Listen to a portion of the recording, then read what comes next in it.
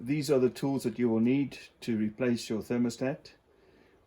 10 and 12 millimeter sockets. You can either go with a 3/8 setup or a 1/4 inch. And an extension, I used a 6-inch that worked well for me. And then eye protection and gloves because you're working with coolant if you prefer that. And then once you've replaced the thermostat and you want to torque the housing, torque wrench if you have it.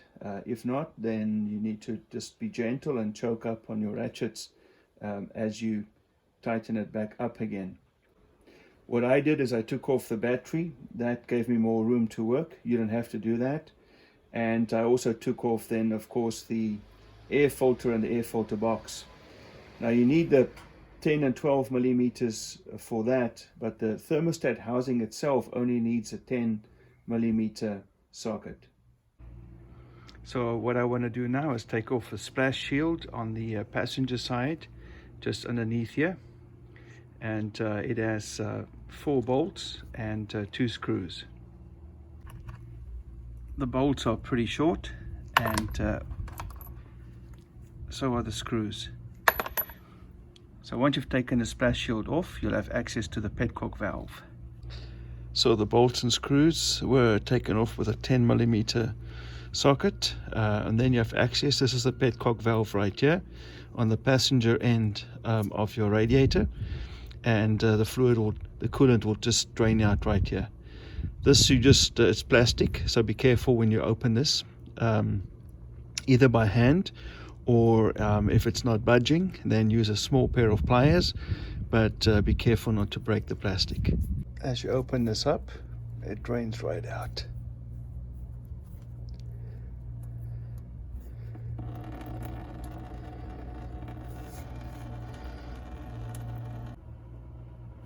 Your coolant is going to drain much faster if you open up your radiator cap.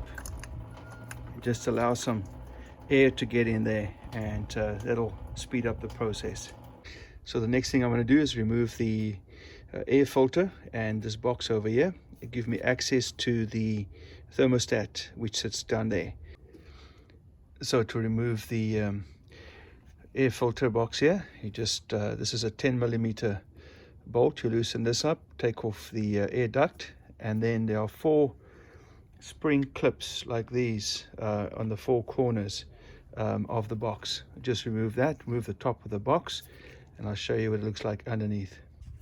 There's also a sensor at the back here that you just need to pull out. Once you remove the top of the box, you just take off the air filter. It just lifts off, and then you'll see inside the box, you clean out some debris that you find in here, and you have 3 12 millimeter bolts that you just take out. So it turns out that these 2 were 12s, and that was a 10 millimeter at the back there. So now you're going to take out the thermostat. It sits over here, just underneath your distributor, and you're going to take out the sensor here, and then there are just 2 bolts, both 10 millimeters, keeping it on, and I'll show you where they are. So here are the 2 nuts holding on the thermostat housing. That's the one up top there, and that's the one down there at the bottom. They're fairly easily accessible. They're both, as I said, 10 millimeters, but be careful because they're made from aluminum, and so you don't want to mess them up. So the sensor right here has a clip on the side.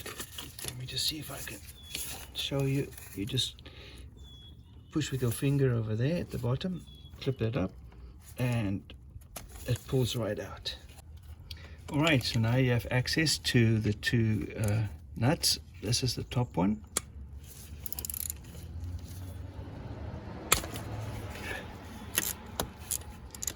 And this is the bottom one.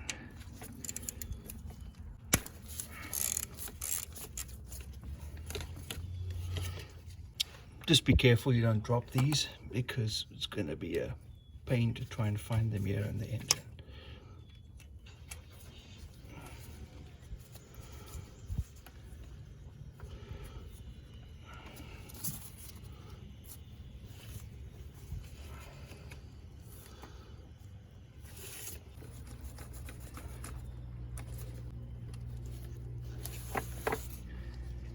As you take out the thermostat, just make sure you see the orientation of it.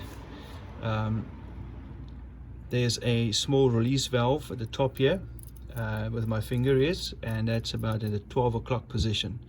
So take a note of that.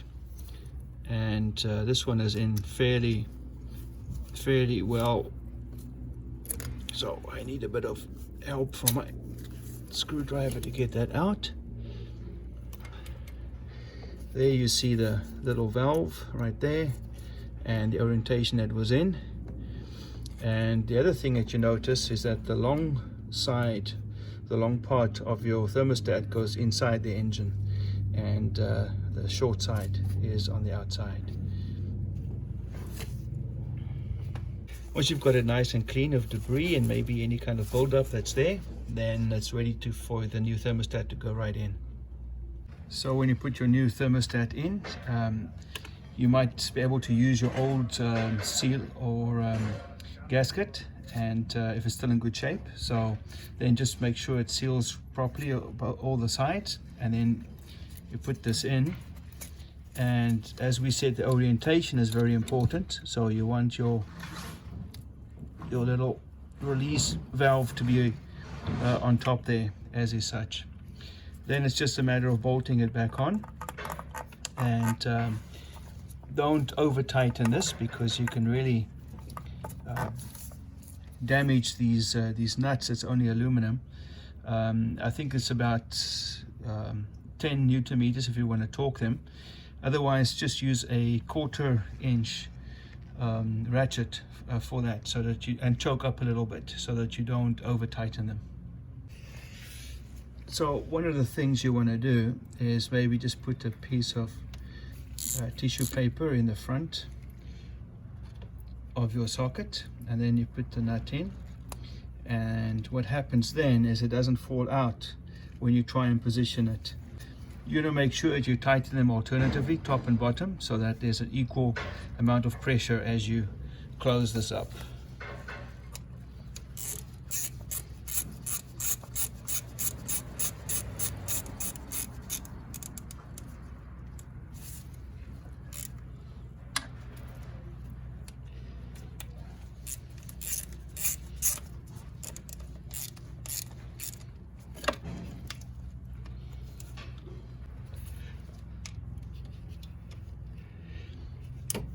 So I'm going to torque these to 10 Newton meters.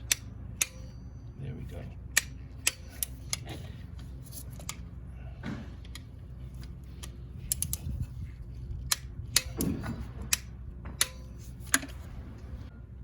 Then you want to make sure you plug in all your sensors again, put back your air filter, and if you've removed the battery, all that, and then you're ready to refill with coolant.